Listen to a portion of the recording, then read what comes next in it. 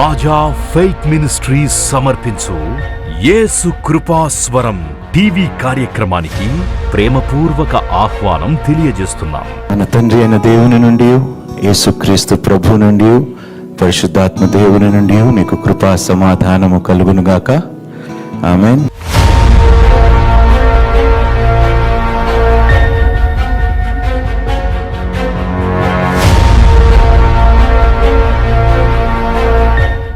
పట్టించుకోపోవటము, ఇంగ్లీష్లో ఇగ్నోరింగ్ అంటాం, అవునా?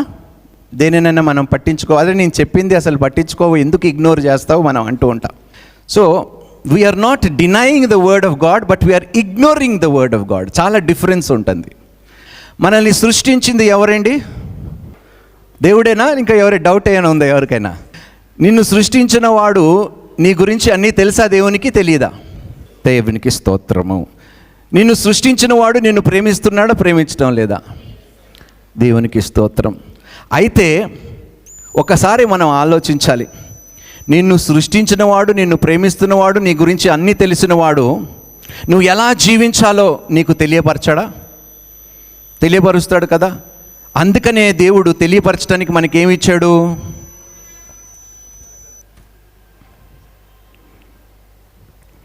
ఈ గ్రంథాన్ని, ఈ పరిశుద్ధ గ్రంథాన్ని, ఆయన మాటని మనకి దేవుడు ఇచ్చాడు. నేను నిన్ను సృష్టించాను, నేను నిన్ను ప్రేమిస్తున్నాను, నీ గురించి సమస్తము తెలుసు, నువ్వు నా గురించి తెలుసుకోవాలి, నా ఇష్టాలు ఏంటో నువ్వు తెలుసుకోవాలి, నా గురించి నువ్వు కనిపెడుతూ జీవించాలి, నా ఇష్టానుసారంగా నువ్వు ఉంటే నీకు ఇవి ఇవి ఇవి నేను అనుగ్రహిస్తానని తెలియపరచడానికి దేవుడు ఒక మాన్యువల్ని మనకి ఇచ్చాడు. ఎంతమంది దగ్గర కార్స్ ఉన్నాయి? ఉందా? కారు ఉంది. బైక్స్ ఎంతమంది దగ్గర ఉన్నాయి? 2 వీలర్స్. ఆ బండి కొన్నప్పుడు మీకు ఒక పుస్తకం ఇస్తారా, ఇవ్వరా? ఎవరైనా చదివినారా దాన్ని? నాకు తెలిసి ఏ మనుషుడు కూడా చదివి ఉండడు. ఎందుకంటే మనకు అన్నీ తెలుసు ఆ వెహికల్ గురించి, అంతే కదా.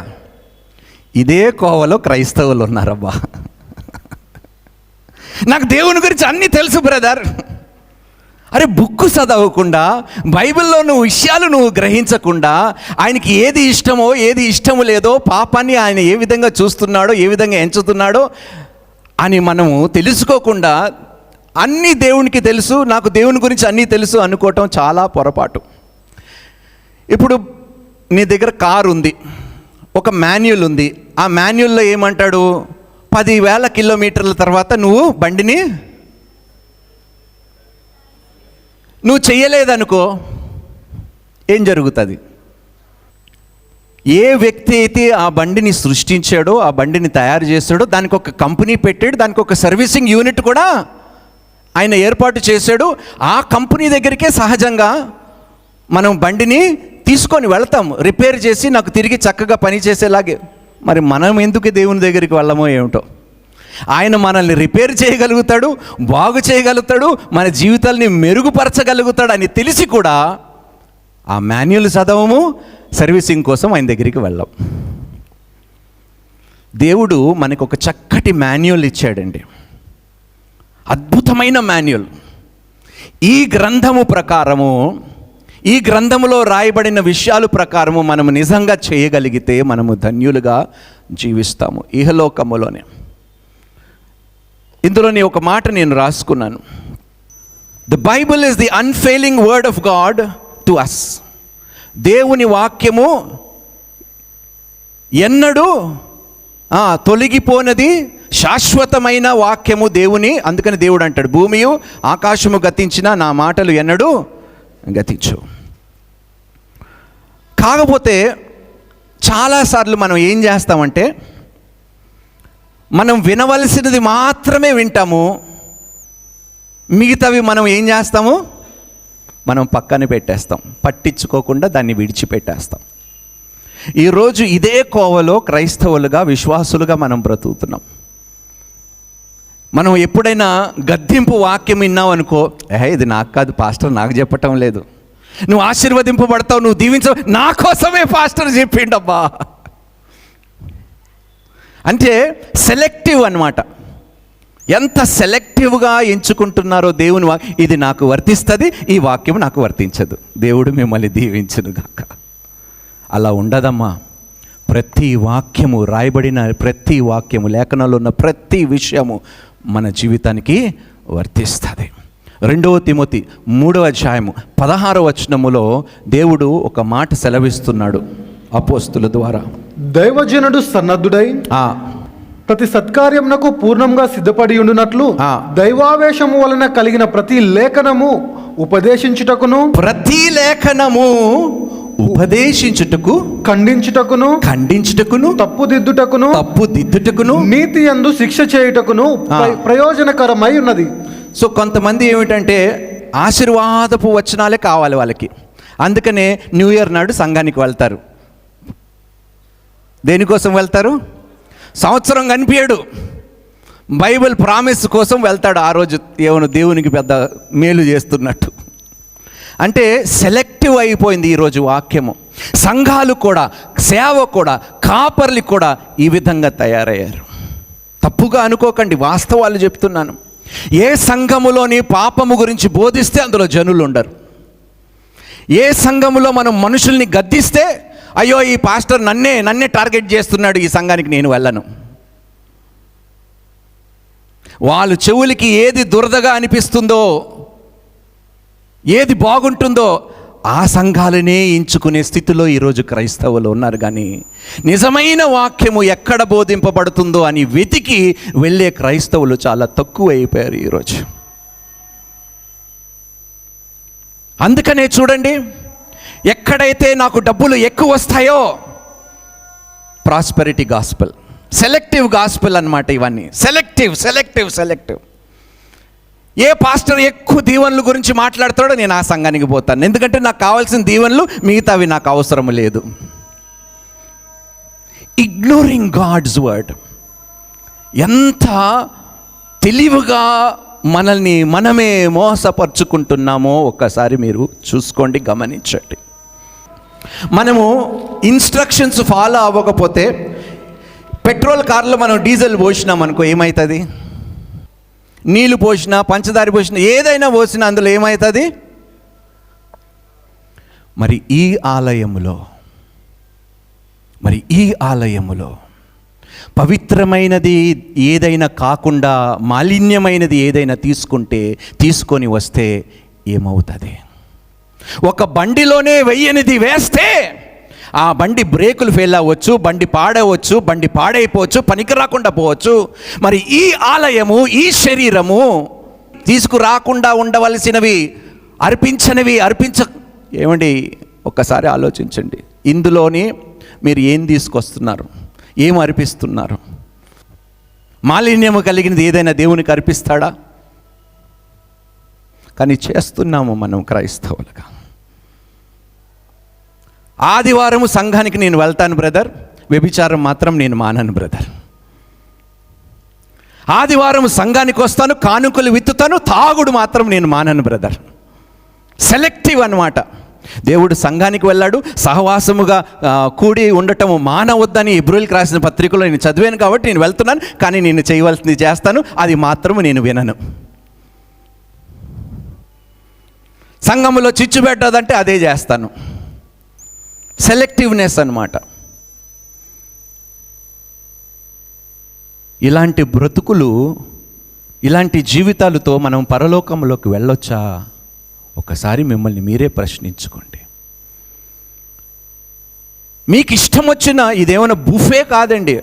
మనం హోటల్కి వెళ్తే మనకి ఇష్టం వచ్చిన వంటకాలు మనం వేసుకొని మిగతాది వదిలేయటానికి ఇది బుఫే కాదు, ఇది పరిశుద్ధ గ్రంథము.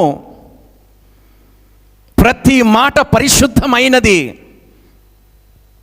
ఆత్మ సంబంధమైనదంట దేవుని వాక్యము. ఆత్మ ఖడ్గమై ఉన్నదంట దేవుని వాక్యము. 2 అంచుల ఖడ్గము కన్నా పదునైనది అంట దేవుని వాక్యము, జీవము కలిగిన వాక్యము. అందుకనే బోధించుటకు, ఖండించుటకు, శిక్షించుటకు, ప్రయోజనకరమైన విషయాలు తెలియపరచుటకు దేవుడు తన వాక్యాన్ని మనకి ఇచ్చి ఉన్నాడు. సామెతలు 13వ అధ్యాయం 13వ వచనం. వాడు అందువలన శిక్ష నొందును, ఆజ్ఞ విషయమై భయభక్తులు గలవాడు లాభము పొందును. దేవునికి స్తోత్రము. ఆజ్ఞను తిరస్కరించువాడు ఏమవుతాడంట? ఎందుకు మీరు ఇన్ని శ్రమలు పొందుతున్నారు? ఒక ఆజ్ఞ మీకు అనుకూలంగా ఉంది కాబట్టి దాన్ని మీరు చేస్తున్నారు, రెండో ఆజ్ఞ మీకు ఇష్టం లేదు కాబట్టి దాన్ని విడిచిపెడుతున్నారు. సెలెక్టివ్నెస్. వాక్యములోనే ఇలా ఉన్నాము, సంఘాల్లో కూడా సెలెక్టివ్నెస్. ఈ సంఘానికి వెళ్తే నాకు స్వస్థత, ఈ సంఘానికి వెళ్తే నాకు ప్రాస్పెరిటీ, కానీ ఈ సంఘానికి వెళ్తే నా జీవితం అంతయు మార్చబడుతుందని ఎవరు వెళుతున్నారు? ఈరోజు దేవుని వాక్యాన్ని పంచుకుంటున్నాం మనం. మనకి ఇష్టం వచ్చినదే వింటున్నాము, మనకి ఇష్టం లేనిది నాకు వర్తించదని మనం బ్రతికేస్తున్నాం. దయచేసి ఈ కోవలో మాత్రం మీరు ఉండకండి. ఏం జరిగిందో చూద్దామా? పూర్వములో ఆదికాండములో 2వ అధ్యాయములో 17వ వచనం ఒకసారి బైబిల్ తెరవండి. అయితే మంచి చెడ్డల తెలివినిచ్చు వృక్ష ఫలములను తినకూడదు, నీవు వాటిని తిని దినమున నిశ్చయంగా చచ్చెదవని నరునికి ఆజ్ఞాపించెను. విన్నారా లేదా ఈ మాట? ఆదాము అవ్వ విన్నారు, కానీ ఎంత అనుకూలంగా ఆ మాటని మర్చిపోయారు. ఈరోజు ఎంతోమంది క్రైస్తవులు సంఘానికి వెళ్తున్నారు, దేవుని వాక్యం వింటున్నారు, పాపము చెయ్యవద్దు, వ్యభిచరించవద్దు, తాగవద్దు, నిందించవద్దు, ఖండించవద్దు, హేళన చేయవద్దు, చిచ్చు పెట్టకండి, గొడవలు పెట్టకండి, సంఘములో ఉన్న సమాధానముని పాడు చేయకండి, ఒకరిని మీకన్నా యోగ్యంగా అవతల వాడిని ఇన్ని వింటున్నాము, కానీ అబ్బే ఏది మనకి వర్తించడం లేదు. నాకు నచ్చిందే దేవుని వాక్యము, నాకు నచ్చిందే ఆ వాక్యం ప్రకారమే నేను చేస్తాను, మిగతాది నేను పట్టించుకోను. ఇదే పరిస్థితి ఆదాము అవ్వ ఎదుర్కొన్నారు. దేవుడు చాలా స్పష్టంగా చెప్పాడు, ఏ రోజైతే నువ్వు ఈ పండు తింటావో నిశ్చయముగా నీవు చచ్చెదవు. చాలా కన్వీనియంట్గా మర్చిపోయారు దేవుని మాటని. ఈరోజు మీ అందరితో చెప్తున్నాను, ఏ పాపమైతే నువ్వు ఇంకా పట్టుకొని వేలాడుతున్నావో, విడిచిపెట్టకుండా ఉంటున్నావో, చచ్చిపోతావు, జాగ్రత్త. ఆయన మాట విన్న తర్వాత అది నీకు బాగుంది, నీకు తృప్తినిస్తుంది, నిన్ను సంతోషపరుస్తుంది ఆ పాపం అని చెప్పి దేవుని మాట విన్న తర్వాత విననినట్టు ఇంకా నువ్వు ఉంటే అమ్మా మహాశ్రమలు నీకు వర్తిస్తాయి. దేవునికి ఇష్టం లేనిది ఏదైతే నీ జీవితంలో ఉన్నదో దాన్ని విడిచిపెట్టండి అమ్మా. అందుకనే వినువారుగా మాత్రమే ఎలా ఉండాలంట? చేయువారుగా. Be ye not hearers of the word but doers also అంటాడు. పండు తినొద్దన్నాడు, మర్చిపోయారు, దేవుని స్వరాన్ని మర్చిపోయారు. ఈరోజు చాలామంది వాక్యాలు వింటున్నారు, గొప్ప గొప్ప ప్రవచనాలు వింటున్నారు, గొప్ప గొప్ప ప్రసంగాలు వింటున్నారు, బయటికి వెళ్ళేసరికి మర్చిపోతారు. ఈరోజు అవ్వకి ఆ పండు ఎలా కనిపించింది? రమ్యముగా కనిపించింది. దావీదుకి ఆ స్త్రీ కూడా అలాగే కనిపించింది. ఈరోజు మీరు చూస్తున్నారే మీ సెల్ ఫోన్లో మీకు రమ్యంగా కనిపించేవి, కానీ రమ్యంగా కనిపించేవన్నీ మీకు సమాధానము, సుఖం ఇవ్వవు. అది నాశనానికి దారి మాత్రమే తీస్తుంది. జాగ్రత్తగా ఉండండి అమ్మ, తేలిగ్గా తీసుకోకండి. ఒక్క మాట విననందుకు నిత్య జీవములో కొనసాగవలసిన ఆదాము అవ్వ మరణాన్ని తెచ్చుకున్నారు. ఒక్క మాట విననందుకు చాలా సెలెక్టివ్గా ఎంచుకున్నారు. ఈరోజు చాలామంది క్రైస్తవులు ఈ కోవలనే ఉన్నారు. దేవుడు హెచ్చరిస్తున్నాడు అందరినీ, నన్ను, మిమ్మల్ని, అందరినీ హెచ్చరిస్తున్నాడు. మీ ప్రవర్తనను మీరు సరి చేసుకోకపోతే, నేను చెప్పిన ఏ మాటకు మీరు లోపడకపోతే జాగ్రత్తగా ఉండండి, పరిణామాలు మీరు తట్టుకోలేరు. నిర్గమకాండము 9వ అధ్యాయము 12వ వచనములో దేవుడు ఎవరు హృదయమైనా కఠినపరుస్తాడండి? దేవుడు ఎవ్వరు స్వేచ్ఛని భంగము చేయడండి. దేవుడు మనుష్యులు స్వేచ్ఛలో జోక్యము చేసుకుంటే అది దేవుని స్వభావానికి వ్యతిరేకమైనది. దేవుడు ఫరో హృదయాన్ని కఠినపరచలేదు. ఈరోజు మీరందరూ జాగ్రత్తగా ఈ మాట వినండి. సంఘానికి వస్తాము, మాటలు వింటాము, తాగొద్దురా అంటాము, మళ్ళీ బయటికి వెళ్ళి వాడు చీర్స్ అంటాడు. చేతులారా వాడు నెత్తి మీద వాడే అగ్నిని, వాడు నెత్తి మీద వాడే ఆ యొక్క కోల్స్ని వేసుకుంటున్నాడు. చల్లగా ఉంటుంది కాబట్టి తెలిసి కూడా చేస్తున్నాడంటే వాడికి ఎంత ధైర్యం ఉండాలో, ఎంత అనుకూలంగా మర్చిపోతున్నామో దేవుని వాక్యాల్ని మన జీవితంలో. మనం ఫరోకి దేవుడు చాలాసార్లు హెచ్చరించాడు. ఒక మారు కాదు, 2 మార్లు కాదు, దాదాపు 10 సార్లు చెప్పాడు ఫరోకి, నా ప్రజల్ని వెళ్ళనివ్వు, నా ప్రజల్ని నన్ను ఆరాధించనివ్వు. విన్నాడా? వినలేదు. ప్రతి మనిషికి, ఫరోకే కాదండి, ప్రతి మనుష్యుడికి దేవుడు అవకాశం ఇస్తాడు. తన స్వేచ్ఛను భంగము చేసే దేవుడు కాదు. ఏదైతే నువ్వు కోరుతున్నావో ఆయన హెచ్చరించిన తర్వాత, చెప్పిన తర్వాత నువ్వు వినకపోతే నీకు కావలసినదే దేవుడు నీకు ఇస్తాడు. ఆయనకి కావలసింది ఆయన పొందుకున్నాడు. ఆ పరిణామము ఆయన తట్టుకోలేకపోయాడు. ఈరోజు దేవుని కన్నా ప్రేమికులు కావాలి. అందుకనే సెలబ్రేట్ చేసుకుంటుంది ఈ పాపిష్టి లోకము లవర్స్ డే అని. ఎక్కడికి వెళుతున్నామో మనుషులుగా ఒక్కసారి ఆలోచించండి. దేవుడు హెచ్చరిస్తున్నాడు. ఈ లోకము భయంకరమైన లోకము, పాపిష్టి లోకము, భయంకరమైన దినముల్లో మనం బ్రతుకుతున్నాము, అంచె దినముల్లో మనం బ్రతుకుతున్నాము.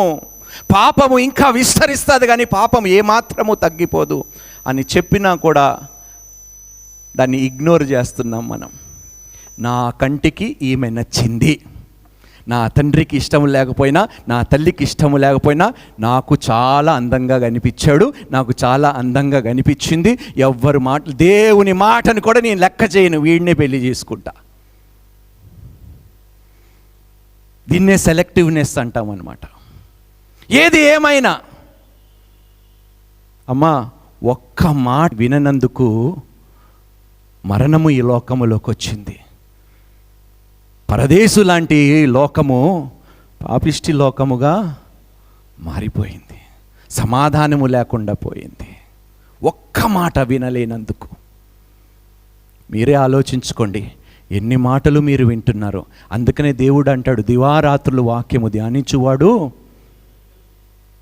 అది కూడా మనం చెయ్యమే. దీన్నే సెలెక్టివ్ రీడింగ్ అంటాము, సెలెక్టివ్ హియరింగ్ అంటాము. నాకు ఏది బాగా నాకు ఆశీర్వాదాలు భలే అనిపించింది. ఈరోజు మెసేజ్ మాత్రం అదిరిపోయింది బ్రదర్, దేవుడు నన్ను దీవిస్తానని మీరు మెసేజ్ చెప్పారు కదా బ్రా, అబ్బా మిగతా రోజులు ఆ మెసేజ్లు ఏం వాడికి పనికి రాలేదంటే వాడి జీవితంలో. పాపము గురించి మాట్లాడితే పాస్టర్ని అసహించుకునే రోజుల్లో మనం బ్రతుకుతున్నాం ఈరోజు. పాస్టర్ పాపాన్ని ఎత్తిపెట్టి చూపిస్తే, వారి జీవితంలో ఉన్న పాపము గురించి వారితో మాట్లాడితే సంఘాన్నే మార్చేస్తారు, కానీ పాపాన్ని విడిచిపెట్టే స్థితిలో మనుషులు లేకుండా పోతున్నారు. నాకు ఈ సంఘం ఇష్టం లేదు, పాస్టర్ ఎప్పుడు వేలెత్తి చూపిస్తూ ఉంటాడు, పేర్లు పెట్టి పిలుస్తాడు. నేనే కాదండి, దేవుడు కూడా మనల్ని పేరు పెట్టే పిలుస్తాడు. అందరి ముందు పేరు పెట్టే పిలుస్తాడు. అందరి ముందు మనం చేసినవన్నీ ఒక పెద్ద తెరలాగా చూపిస్తాడు. అప్పుడు ఎక్కడ తల దాచుకుంటారో దాచుకోండి. నిర్గమకాండము 9వ అధ్యాయం 12వ వచనము. అయినను యెహోవా మోషేతో చెప్పినట్లు యెహోవా ఫరో హృదయమును కఠినపరిచెను. అతడు వారి మాట, యెహోవా ఫరో హృదయముని కఠినపరచడంటే అక్కడ దేవుడు కఠినపరచలేదండి. ఫరోకి ఏదైతే కోరుకున్నాడో, నేను చెయ్యను, నేను విడిచిపెట్టను అట్లనే, కానీ నేను చేయవలసింది నేను చేసే తీరుతాను. దేవుడు ప్రతి మనుషుడికి తన తప్పుని మార్చుకోవటానికి దేవుడు అవకాశము ఇస్తాడండి. ప్రతి మనుష్యుడికి అవకాశం ఇవ్వకుండా మాత్రం దేవుడు తీర్పు తీర్చడండి. ఫరోకి ఎన్నో మార్లు అవకాశం ఇచ్చాడు, మోషే ద్వారా మాట్లాడాడు, అయినా వినలేదు. అందుకనే ఫరోకి కావలసింది ఫరోకి దేవుడు ఇచ్చేశాడు.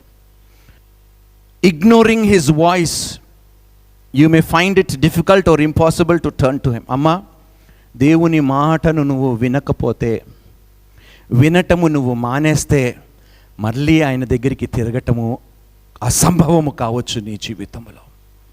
ఒకవేళ ఆ టైంకి ఫరో కానీ దేవుని మాట వినుంటే తన కుమారుడు బ్రతికేవాడా? తన సైన్యం అంతా సముద్రంలో మునిగిపోయేదా? లేదు. దేవుని మాట వినలేదు కాబట్టి ఎన్ని విపత్తులో, ఎన్ని శ్రమలో. అందుకనే అంటానండి, మాన్యువల్ కరెక్ట్గా మనం ఫాలో అవ్వకపోతే, టైంకి మనం సర్వీసింగ్ చేసుకోకపోతే బండి పరిస్థితి ఏమవుతుంది? పాడైపోతుంది, పనికి రాకుండా పోతుంది. దేవుడు చాలా అవకాశాలు ఇస్తున్నాడు ప్రతి ఒక్కరికి. బ్రదర్, నెక్స్ట్ వీక్ నేను అన్నీ మానేస్తాను బ్రదర్. నెక్స్ట్ వీక్ ఏమిటంట? ప్రామిస్ బ్రదర్, వచ్చే వారం, వచ్చే నెల నుండి తాగుడు మానేస్తాను, వ్యభిచారం మానేస్తాను, జూదా మానేస్తాను, పాపం మానేస్తాను, వచ్చే వారం ప్రామిస్ బ్రదర్, ప్రామిస్ అని వాడి నెత్తి మీద వాడే చేయించుకొని నాశనానికి దారి తీసుకుంటుండు. ఈరోజు మారటానికి కష్టం ఏంటి బాబు నీకు? రేపు నువ్వు బ్రతికుంటావని నీకు అంత గ్యారంటీ ఉన్నదా? అందుకనే జాగ్రత్తగా ఉండండి. దేవుడు ఈరోజు అంటే ఈరోజే కానివ్వండి, రేపటికి ఆలస్యము చెయ్యకండి. ఈరోజు నిన్ను మారమంటున్నాడంటే, దేవుడు ఈరోజు నిన్ను బ్రతికించాడంటే, అవకాశం ఇచ్చాడంటే ఈరోజే. అది జరగనివ్వండి, అడ్డుపడకండి దేవుని కార్యాలకి మీ జీవితంలో. దయచేసి ఈరోజు నీ తాగుడు విడిచిపెట్టమంటున్నాడు, విడిచిపెట్టండి. నీ వ్యభిచారము విడిచిపెట్టండి. అక్రమ సంబంధాలను విడిచిపెట్టమంటున్నాడు, ఈరోజు విడిచిపెట్టండి.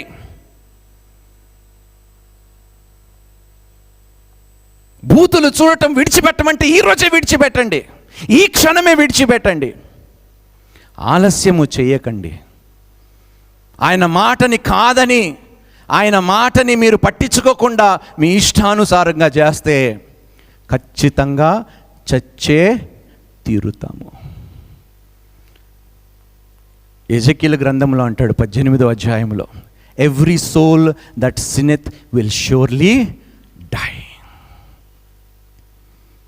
పాపము చేసే ప్రతి ఆత్మ నశించిపోతుంది, మరణిస్తుంది అని వాక్యము ద్వారా దేవుడు సెలవిస్తున్నాడు.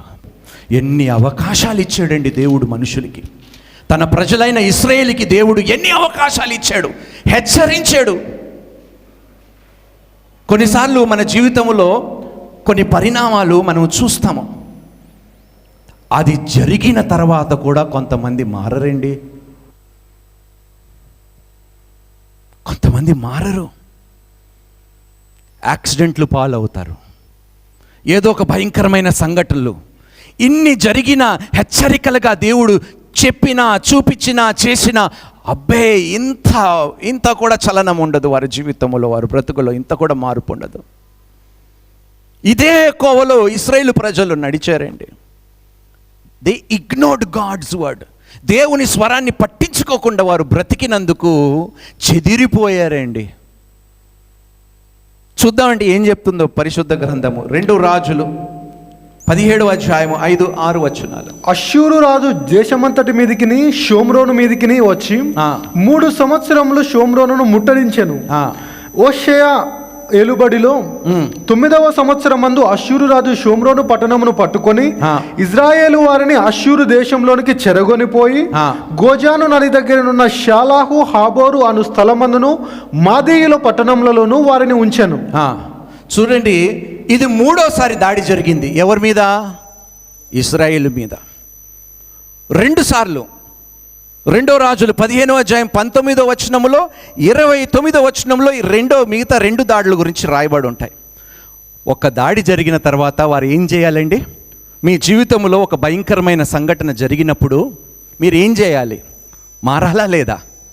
మారమే. ఎన్ని అవకాశాలు దేవుడు. ఆయన ఓర్పుని, ఆయన సహనాన్ని పరీక్షించకండి, దేవుణ్ణి శోధించకండి అని బైబిల్లోని చాలా స్పష్టంగా రాయబడి ఉందండి. Don't be selective with the word.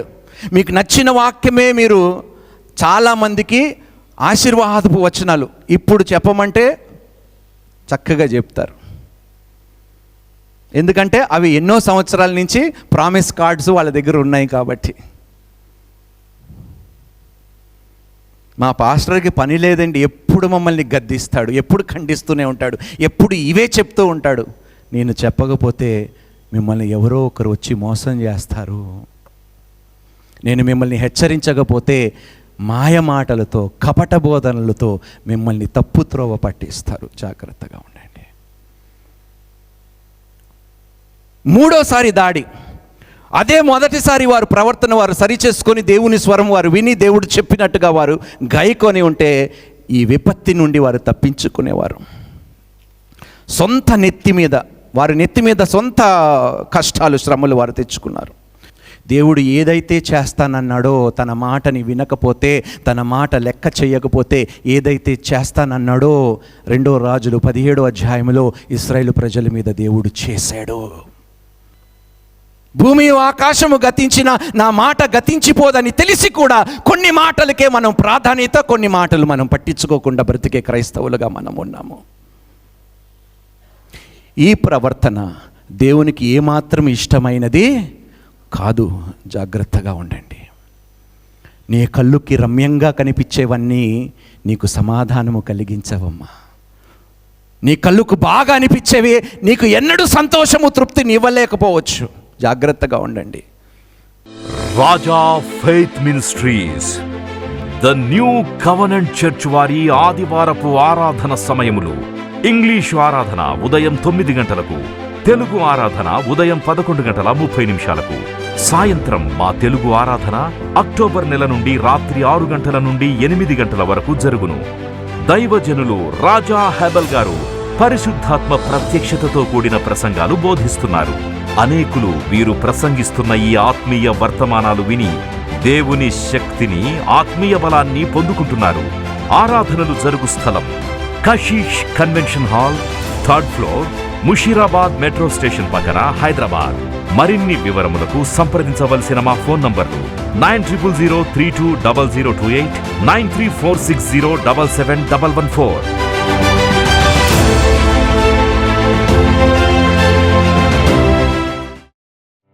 దైవజనులు బోధించిన మరిన్ని ప్రసంగాలను విని ఆత్మీయంగా బలపడాలని ఆశ కలిగిన వారు Raja faith ministries YouTube, Raja faith ministries Facebook, Raja Hebel Instagram, Raja Hebel RFM Twitter subscribe చేయండి, లైక్ చేయండి, కామెంట్ చేయండి, షేర్ చేయండి, ఫాలో అవ్వండి.